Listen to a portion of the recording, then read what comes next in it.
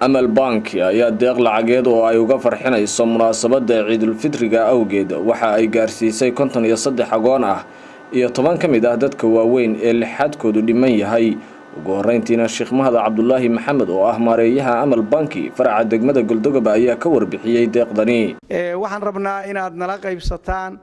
oo aad nala wadacaysaan bishan barakaysan ee Ramadaan aad nala wadacaysaan oo aad nagula sagoontidaan bisha duco iyo maxaan ku iraahdaa sagoonti fiican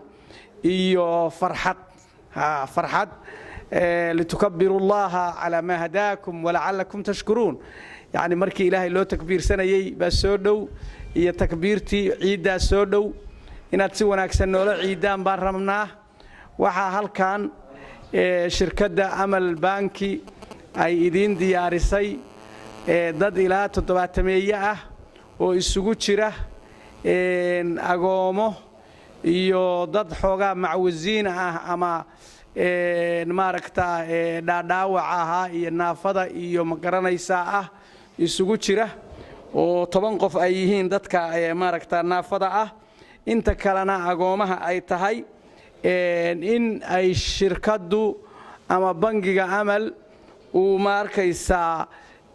xoogaa ay ku iidaan oo farxadda iida iyo xaqal ciidkooda iyo arrimahaas laga qayb qaato lacagtaasi waa sadaqadii bangiga waxaana loola jeedaa in maaragta la iskaashado oo muassasaad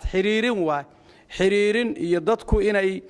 mid bangi jooga iyo mid bannaan joogaba ay noqdaan dad wada faraxsan dad wada iida dhar fiican wada qaata insha Allah taala dadkaas qofkiiba wuxuu leeyahay way isku mid qof weyn iyo qof yarba $50 ayuu leeyahay iyadoo agoomaha iyo dadka lixaad kala ay ku sugan yihiin duruufo kala duwan oo aad u liita ayaa waxa garab istaag u sameeyay Amal Banki Dr. Isa Xawa Ahmed Cilmi oo la ilmeynaysay duruufaha ka muuqda dadkan iyo sidii ay ugu faraxsanaayeen markii Amal ay lacagta guddoonsiinaysay ayaa amaan iyo duco waxa ay u jeedisay shirkadda Amal Bank Bismillaahir Rahmaanir Rahiim magacaygu waxa Ahmed Cilmi Xawa xiray maanta waxaan farxad weyn munaasabad qaali ah ee qof ilaahay u qariyay qof kale aan helin aan la qaybsanay Amal Banki waxay maanta ku deeqday dadka curyaamada ahaa ama agoomaha ahaa oo yatiinta ahaa ee dadka curyaamada indhoolayaasha ahaa iyo gablanka inay ugu deeqdo lacag xaqil iid ah nin nasiib la hela waxaan u maleynayaa Amal Banki xalay ma hameyn hore baa waxa la maleeyay in la tarqadarkina maray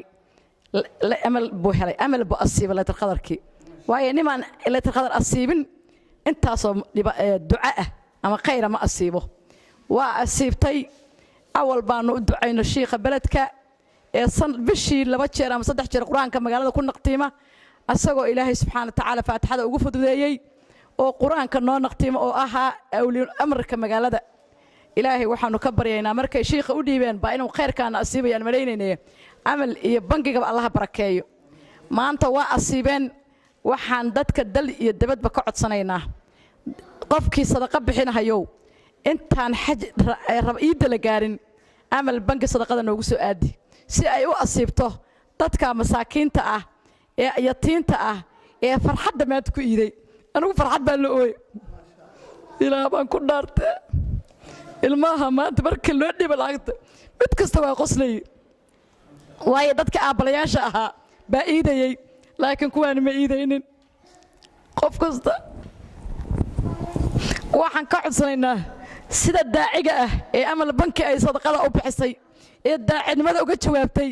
ee maanta yatiinta guryahooda farxadda jooglayeen inay soo gaarsiiyaan yatiintu inta ma aha inta saddex jibaarkeeda magaalada taala inta saddex jibaarkeeda fadhida ma ka fayn karto Amal Banki nimanka xildhibaanada sheeganaya wadaad sadaqa rabtaan oo khayr rabtaan oo kursiga rabtaan ku soo aadiy Amal Banki sadaqada degdeg ugu soo aadiy dadka ilaahay wax siiyo Amal Banki sadaqada ku soo aadiy yatiinta oo laga qaracmo weey dadkan masaakiinta ah ayaa waxa ay isugu jireen agoomo dad aragala iyo naafo waxayna duco iyo mahad ka celiyeen deeqda ay soo gaarsiisay Amal Banki ayaa tikota khayti ayaha waxa ducaytay balaka qabaatiyo ayaha wax qayqaba آمين ayaha wax ducaytay alla waxa meesha jooga dambigooda Allah dhaaf nabadgelyo xariis Allah siiyo shirkadda iyo intii noo dhawaaqday kor Allah ka yeero janna firdawsa Allah ugu bishaareeyo ida tii barakaysan Allah looga dhigo insha Allah qaraf firjada adduunka fil nabco abshirta Allah ina waafajiyo balaaya dhamaanteed Allah ina kaleeyo khayrka Allah ina waafo tubada Allah ina haleesiyo shirkadda tiijina oo joogta Allah ka dhigo tiijina oo joogta Allah ka dhigo tii wax laga dheefaa Allah ka dhigo culimada tii siyaadaysan Allah ka dhigo shirkadda iyo waxa haystay maamulada abshir Allah ina ka dhigo bangi abal meesha barakaysan maalin walba dadka masaakiinta iyo dadka xoogga yar saasay ugu gargaartaa saasaan khayr baan ku salaamahayaa wixii korkay ka keenana ayagana sidoo kale iyo iska badan baan u rajaynayaa adduuniya aakhiraba ku liibaana aakhira ka liibaana adduunka ku liibaana balaayadii korkiina jirta kaaran midii hoos jirta radeeban midii hore jirta riixan tii gadaal jirta reeban saasaan ugu ducaynayaa shirkadda amal iyo cidda ka shaqaynaysa oo cadaaladda ku shaqaynaysa cadaaladda ilaahay ku garabgalo ilaah baa yaqaana cadaaladda ku garabgalo annagu waxaanu nahay dadkaas hor yimide oo addoommada ilaahay abuuray addoommadaas wax hagaajinayo cadaaladda ilaahay doonaya ilaahay cadaaladda ha ku garabgalo ilaah cadaaladda ku garabgalo waxaan anigu la yahay haddii hadda maamulka la siinayo ay wax bixinayaan 10,000 oo qof oo askari haddii u yimaadaan macayn karaan bal dadkii saaka isugu yimid cadaalad inay qaali tahay hal qof oo dhaqaaqaya ama hadlaya miyaa maqashay waxaa lagu qanacsan yahay waa cadaalad ilaahayna cadaaladda raali ka yahay balaayuuna raali ka yahay balaayuhu raali hayna ka noqon